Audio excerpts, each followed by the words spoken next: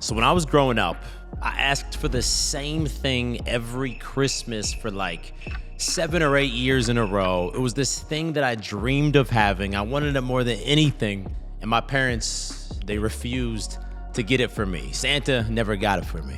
What? It was a dirt bike. And one of my good friends had one. So from time to time, I'd see his, get to try his out. But ultimately, I never got my own. What my parents did get me was a regular bicycle. And it would sit there in my garage. I saw it every day. I could use it whenever I wanted to. And I would use it when it was convenient to get to my friend's house, for example, and go hang out with him. But I never valued that bicycle. I treated it like a piece of shit. I'd ride it around the neighborhood, throw it off to the side of the road, forget about it. And that's a very interesting question to ask yourself right now. Do other people value you? Do they crave you like the dirt bike? Or do they kind of just use you whenever it's convenient for them, like my old bicycle? It kind of reminds me of this big booty Latina girl that I used to hook up with. I met her at the gym when I was a personal trainer, and she was into me. She was always down to hang out. But for some reason, I never really valued her. I would just use her when it was convenient for me, and I didn't have anything going on with any other girls. And it's kind of funny because around the same time, there was a different girl that I was pursuing. She was this university girl, a little bit wild. Honestly, she was kind of annoying when we hung out, but she was hot. And I wanted to hang out with her, and she was never available. And it drove me crazy because like once every 3 weeks she would come over, but in the meantime I'd be texting her, wondering what the fuck she was up to. And even though she shouldn't have really been an option, I wanted her so much more badly than that other Latina girl. Now, the reason I tell you about these girls and these bicycles is because they teach an extremely valuable lesson. You see, in life, there are very few actual shortcuts. It's gonna take years of consistency and discipline in the gym and with your diet to transform your physique. It's gonna take years more than that of hard work and consistency to build up your finances. And those two things right there, your body and your finances, those are like the basis of your SMV as a man, your sexual marketplace value. For example, myself today with the body I have and the different businesses I've built, I can easily command a lot more options of women versus 10 years ago being scrawny with no money in my bank account. But there is a shortcut, and a pretty crazy fucking valuable shortcut that we can learn from the dirt bike and the big booty Latina chick. Basically how it works is that you can create instant demand for yourself, regardless of your current looks or your current money, by simply allowing other people to miss out on you and by becoming a bit of a mystery to them. Now, listen up, because in order to actually pull this off, there's 3 very specific things that you need to do right. Because if you don't do these things, you're just some random guy who's not around, but they're not curious about you, and they just don't give a fuck about you, and they don't even notice that you're not around. But real quick, before we get into number 1, how is your grooming game right now? Because by just simply getting a good grooming routine down, that's another way to instantly level up. And that is why I decided to partner with Manscaped to be the sponsor of today's video. Now, as y'all already know, I use the Lawnmower 5.0 from Manscaped twice per week to trim my chest, abs, and my balls to look better naked, and that is just straight up the best tool for the job. But that being said, they just released their new product, the Chairman Pro, which has you covered with everything you need for a perfect shave every single time. This is an electric foil shaver with a 360-degree contouring head. And it comes with 2 heads, the 4-blade foil for a super close shave down to the skin, and also the stubble trimmer for those of you that want to keep a more rugged look. Both heads are designed to reduce razor burn and irritation. And of course, it's waterproof, so you can use it in the shower and easily clean it off. So if you're ready to level up your grooming routine, or you just want to get a dope gift for somebody else, you can use that coupon code to get 20% off plus free shipping worldwide. You can use that on the Lawnmower 5.0 body hair trimmer or the brand new Chairman Pro package. Trust me, this thing is a game changer. Just click that first link in description to get yours today.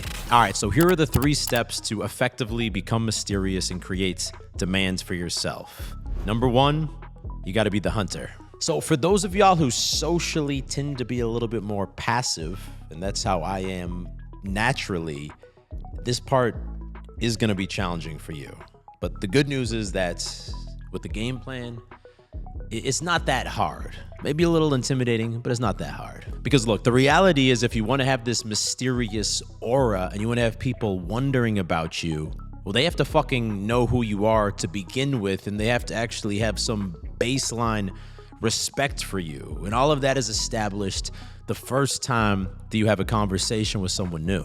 Like if I meet someone new and I'm kind of quiet and passive and then I don't see them for a little bit, they're not going to be thinking about why they haven't heard back from me. They're just going to be like, oh, that guy was kind of shy, I guess. So whenever I meet anyone new, I make a very strong effort to be very assertive at first, even if it's just for the first 60 seconds that I'm talking to them. If it's a girl, that's gonna mean approaching her, starting the conversation, expressing your intent, letting her know that you're talking to her because you think she's cute, and getting her contact information. Anything short of that, and nothing else is going to work. This plan's not going to work. If it's another guy that I'm meeting, it's just going to be going into that conversation and making an effort to get to know him and to learn about him. And also getting the contact information if it's someone that I want to have a relationship with after that point. But that is step one. You have to make the move. You have to make strong initial contact. Number two, live the mystery. So the thing I hate most when I meet someone new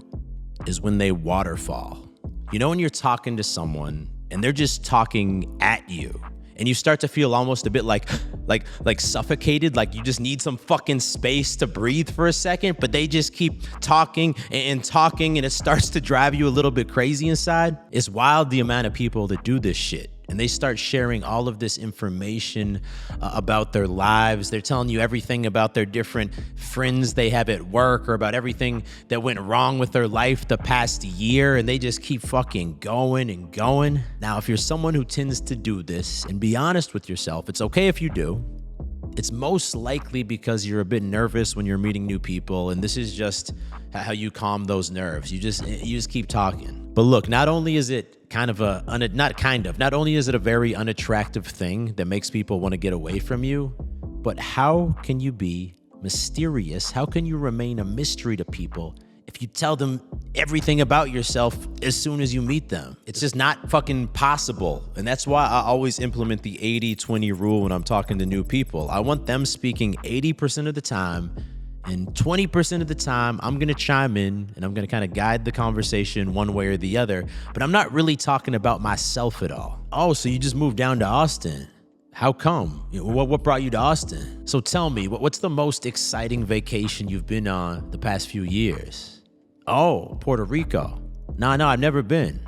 What was it like there? You seem like really passionate about politics. That's interesting. What influenced your current views? When I'm talking to someone new, I got my shovel out and I'm digging, bro. I'm just digging and trying to get to know them on a deep level. If they ask me something about myself, I'll briefly answer it, but then I'll turn the conversation right back to them. And what you'll notice is that first of all, people will really enjoy talking to you because they enjoy talking about themselves. But second, what you'll notice is that people get a bit obsessed about trying to learn more about you because it's not natural to be a bit protective like this. The mystery starts to build.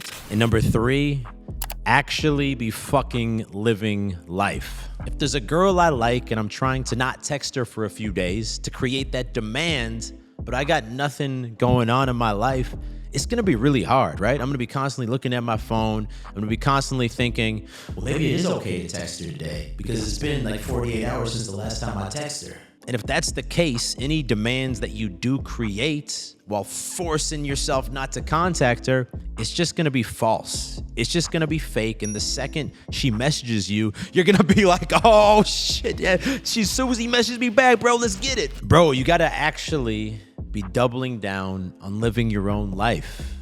When you're outside of work and the gym, what do you got going on?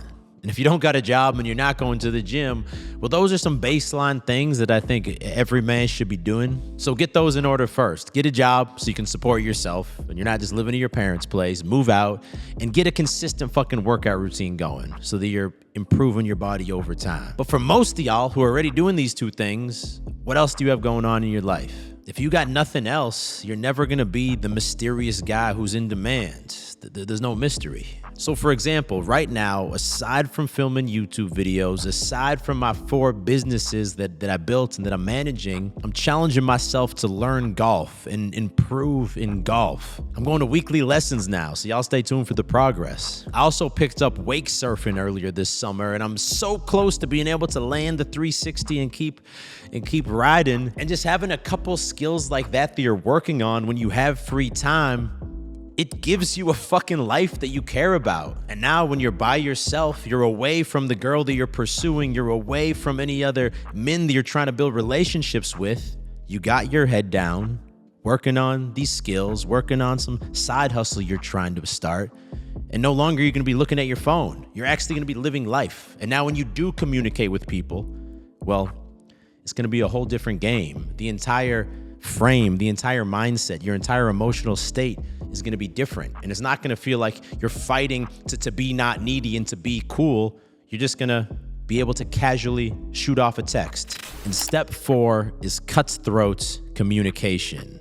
So in order to bring all of this together and to become like the university girl who I was pursuing, and I was, thinking about her, lusting over her like crazy, just waiting for her next message, you need to get this last part correct. This is the most important part. When you're not with her, and by the way, this also applies to building relationships with men, but I think most of y'all are probably focused on women right now. When you're not around her, you can't be texting her each day. How's your day going? Oh, I'm just, leaving the gym, getting ready to cook dinner. There's no fucking mystery there, bro. You're gonna become the big booty Latina girl. Even if you got all these things going in your life, the demand vanishes. No, the phone goes down. I'm busy living life, and I only will send a message when it's time to set up the logistics of the next date. Or if it's with another guy, I'm only gonna text him when I wanna meet up and get a lift in or get dinner or some shit. Literally 2 messages like this.